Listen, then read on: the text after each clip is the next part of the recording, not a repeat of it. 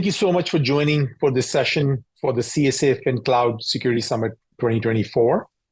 Of course, we're talking about how to innovate for financial services while you can utilize your data and the most innovative of the AI models and LLM models out there and do it in a safe manner. That's really the topic for the discussion today. My name is Rehan Jalil. I'm the CEO for Security.ai, which is a company which primarily focuses on enabling the use of data in a safe manner with the AI services. So I think it's needless to say there is the huge drivers on the need of the organizations to use generative AI. And particularly if you look at the financial services, which are driven by information, which are driven by how fast information can be in front of the right people to make decisions, or information can be how fast it can be in front of people to stop bad things from happening. There's a lot of innovation that will fundamentally drive the success of the financial services of one company versus the other, right? Whether the use cases are tied to, robo-advisors or AI chatbots, or how you serve your customers at the inception of their journey, or while you're serving them for customer support. All these actually goes right into the heart of how AI can be helping, how your existing internal data can be helping with you. So there are clearly the drivers to use AI more and more in the financial services. Also, I think this data is very evident. The organizations that do not innovate and do not provide a right digital experience, now more and more is going to be digital experience driven by AI. There is a high churn for those organizations. And clearly these numbers actually will tell you that these are not small numbers of churn when people find better service, better information, most relevant information, and least friction. They're going to stick to those service providers on the financial side of things. So that's also going to be driving the adoption of AI in the financial side of things. Now, the flip side really is that while on the one hand, all these innovations are needed, there are going to be serious considerations on how to the best utilize AI without creating significant risks, downstream risks, and what guardrails have to be there around AI to ensure that the use of AI and use of your own data with AI is actually being done in a safe manner. And so it's kind of a balance. On one hand, it's the best thing to do right now, but on the other hand, particularly the security professionals, the governance, and the professionals and compliance teams, they could really be the partners if they can figure out an automated ways of enabling these guardrails such that innovation can happen within those guardrails. And the best of the things can be built while we know that no significant downstream risks is actually being created around it. And that's really the topic of the discussion today. How do you look at AI and secure it and govern it and the use of the AI itself? But AI on its own is nothing without data. Especially in the enterprise use, it is primarily the data that is the fundamental fuel for the AI itself. So the understanding of data, securing it, understanding the access entitlements to the AI systems, understanding the guardrails around data, they go hand in hand, essentially with the compliance and things that you need to put in place. So in that context, we're going to talk about these two things: security of AI, governance of AI, and how it integrally ties to the governance of unstructured and structured data. Now, historically, when the AI has been done, a lot of it is done on structured data. These are decision engines. These are rules, different kinds of rules, different kinds of algorithms, heuristics, on which you will feed the data to those mathematical models, and something will come out. Now, more and more unstructured data is going to be utilized. So there's a whole different paradigm of managing, understanding, managing, securing, and governing your unstructured data. That's the new paradigm, which is fast kind of evolving, and we will touch upon that also in a distinct manner. So let's first talk about, if you really want to secure and govern your AI usage from the lens of a security professional, from the lens of a governance and compliance teams, the very first thing is to understand what models are active in the environment. Because there is a groundswell of use of AI inside the organizations, where there's sanctioned use, where there's unsanctioned use. Sometimes people call that unsanctioned use to be your shadow AI. How much shadow AI is there at any given time? And if it's changing, do you know what that is? Similarly, if you have figured let's say if you at any given time, you know exactly these models are active. But which of the models are actually risky? And what are the attributes you want to look at? So that assessment certainly has to be there. Now, let's call this more diagnostics or discovery kind of a thing, but then you actually have to understand what data is potentially going into these models. Can you detect those things? Can you establish some kind of relationship map? And also, if there's an AI model, on one hand, of course, what data is going into the model. On the other hand, if your internal controls, internal policies, internal compliance are tied to it, can you establish a correlation between these things? So at any given time, if you have hundreds of different models or hundreds of different types of AI services active in your environment, can you have a clear picture of what data is going where? You have a clear picture of what kind of assessments have been done on it? Do you have a clear picture of what kind of potential risks exist? And is there a way for you to act upon it along the way? And then just knowing these flows is not sufficient, of course, because the guardrails really fundamentally means that once you have visibility, that you're able to put very explicit controls around the use of AI and the use of data and AI together. And we'll talk more in details about that. And then, no question, there is very new regulations are coming, which is NIST AI RMF, like EU AI Act, and there are a dozen others which are popping across the globe, which would need to be complied with.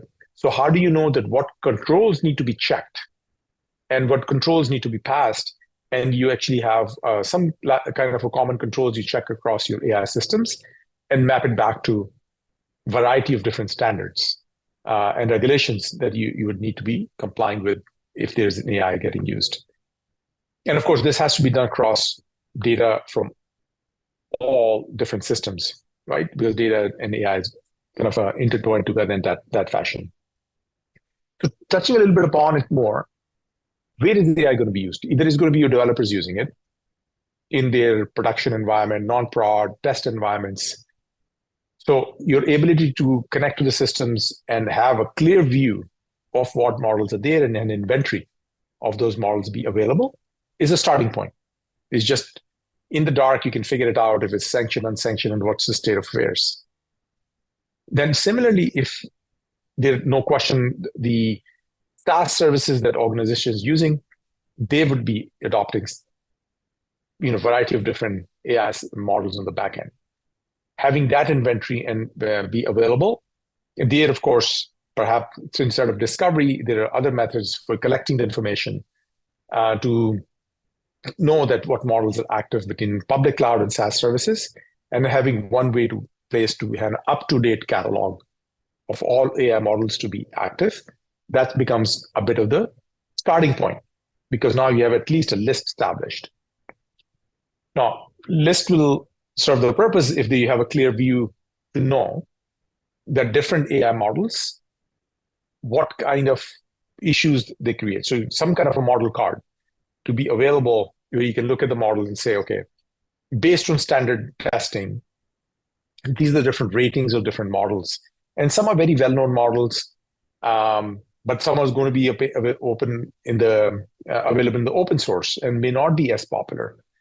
Regardless of where they belong, having clarity on the inherent risks embedded inside those AI models, there need to be be very clear so for you to make a decision whether it will become a sanctioned AI or you're going to find a way to get it out of your systems. So that risk rating and risk understanding is increasingly more important. Now, mapping. You have an AI model, now knowing what data is potentially flowing into it or connected to it. And if that connection is there, what is potentially sensitive inside it?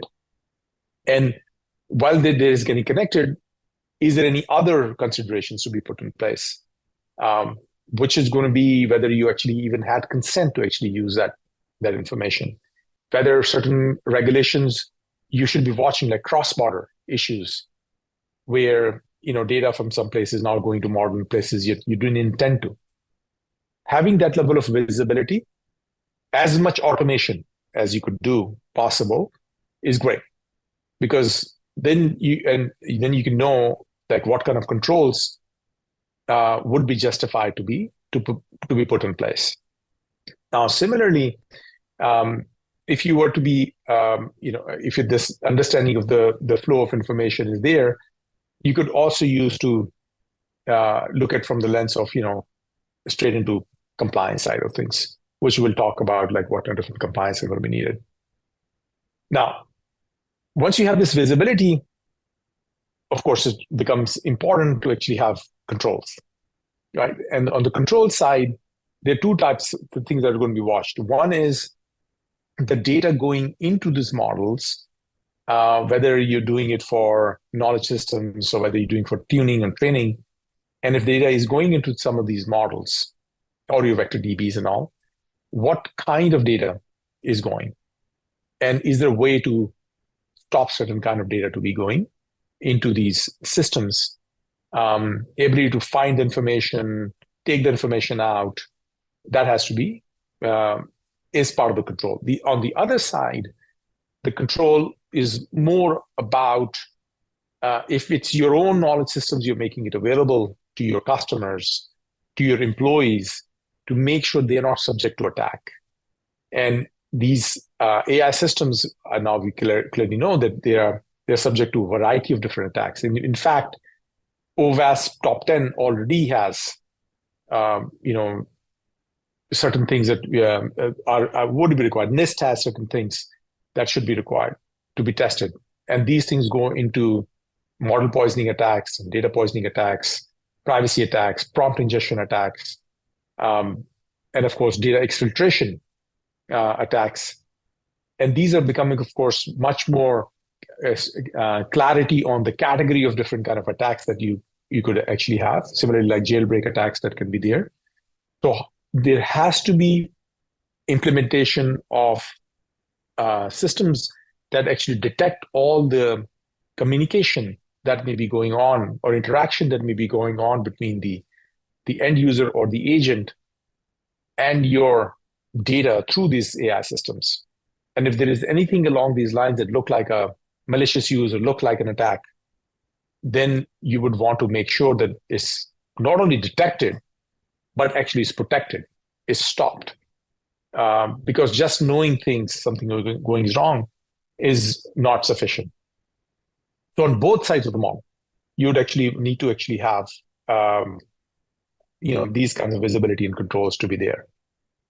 So again, going back to the safe ingestion of data, as well as having a way to stop things from happening. Now, for all these AI models and the data that's associated with it, and where the AI models are deployed, and the infrastructure around it, and the configuration of all those systems, they all go into the how you're actually going to be compliant with the well-known regulations and standards at this point, including NIST AI RMF, and similarly for EU AI Act, which is now pretty much getting there. So how do you map which controls would you want to check? Which kind of practices do you want to check? Which is going to map to both of, multiple of these regulations out there to say, okay, we're compliant with the best ways to actually use the AI in our environment. So again, these are the five, I would say, five steps, starting from the discovery of the models to assessing the risk, to understanding the flow of information and correlation between AI models and data, and the metadata associated with that data, like consent and regulations and others, internal control that require you to whether use or that require you not to use the data in certain systems. And then, of course, making sure that these guardrails are in place and checking at the end to make sure we are compliant. That gives you a good starting point. Having said that, at the end, it's all about data. So having good best practices around understanding where is your sensitive information, where is your data, and what data you could be using or could not be using. That's something that is more about having best practices around unstructured as well as structured data. Now, why unstructured is more important? Because these large language models, they understand language very well, and the more and more unstructured information is going to be utilized with these large language models, which means having crisp understanding of the data that is allowed to be used with these models, data that has some sensitive information in all kinds of documents, and then knowing your data landscape much better actually is going to be important. Which means the very first thing is, do you know exactly where unstructured structured data is? Do you know exactly what's inside it? Do you have other context around it? And of course, you want to make sure that to minimize the risk on data, that you're getting rid of all the high risky data to begin with, right? If there is data sitting which should not be in the environment and it's going to be touched by AI models, you want to clean it up. It's a good practice to begin with, that you're minimizing your redundant and trivial and obsolete data, which is the raw data, from your systems. If the data is there, what kind of configurations are around it? And this goes into just the bare bone best practices, that you don't want to lose your data to third parties, whether it is tied to the AI systems or not. It's just the baseline good practice around governance of structured and unstructured data. Now, this is actually becoming more relevant, because which data should be allowed to be used with which AI systems, which AI pipelines. And then, of course, more entitlements inside it can be used to actually enforce entitlements on the usage of the data within the AI systems itself. Governing the flow of data, knowing the flow of data and governing it really means that maybe certain things you don't want to flow to certain AI systems. And even if it's flowing, you're able to clean it up, essentially, that data. There are different kind of control checks you have to do to make sure that there's compliance is around it. And just a good ability to know if this breach happens in any things within the AI pipeline, what will be the impact of that breach. At a point in time, it would be good to actually have that level of capability around it. It goes to actually understanding the data context. It is not simply about discovering the data. It's about knowing the different elements, a different kind of metadata around this data. And that context around data is very important, because that context will help determine whether you can utilize this data in the AI systems or not. And this is actually just a baseline best practice. There could be some data that just should not exist. It's just too old, too stale, have extra copies sitting in places that should not be sitting. Because if this is, again, not very well managed, some data may go into places through these AI systems that it should not be going. So better to, and frankly, it's just a best practice anyways, to reduce the risk exposure by getting rid of all the data. Unstructured data, it becomes much more difficult to actually manage that way. But having that be clean is just a best practice in general. Now, of course, if there is any misconfigurations in your systems, that can cause serious harm, making sure that that's not happening. Entitlements around data, with the clarity knowing that who is entitlement to what information through what policies, and do they even need it? And if they don't need it, they're not using it, can you actually curtail it down to least privileged model? And when the data is being required for certain AI systems, you have a way to know to provide the entitlements, but also you have a way to shut things down.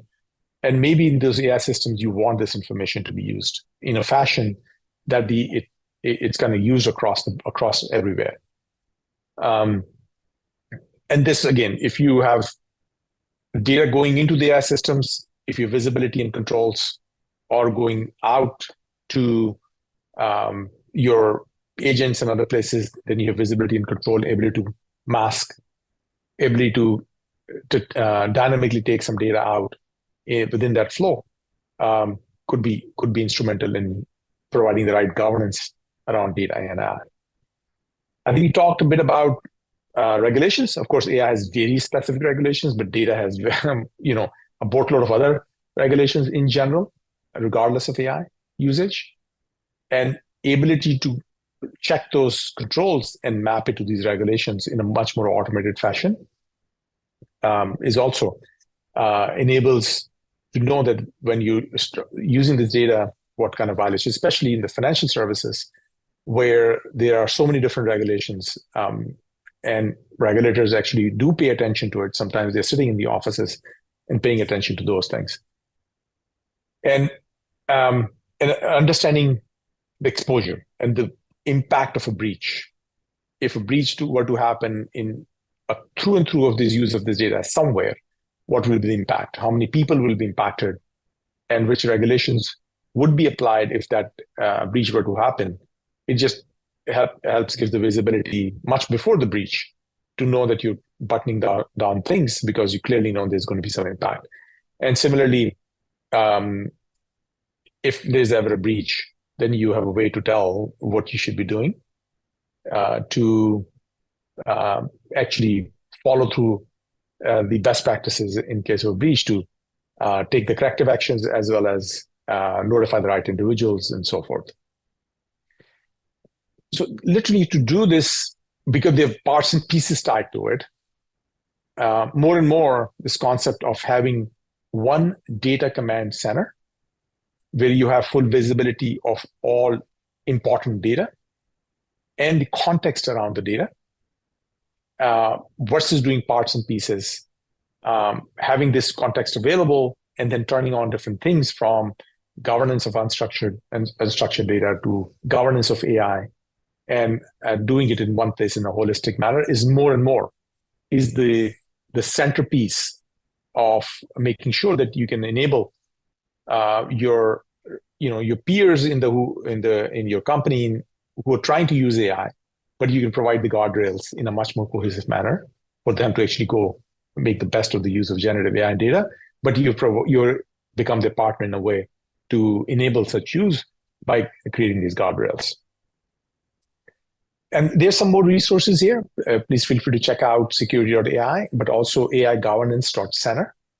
You'll find a lot of good resources here, and different regulations that are coming out on AI governance.center. And if you need to reach me, please feel free. Check my LinkedIn, or you can also drop me a note at rjalil@security.ai. Thank you very much. Thanks for taking time, and enjoy your day.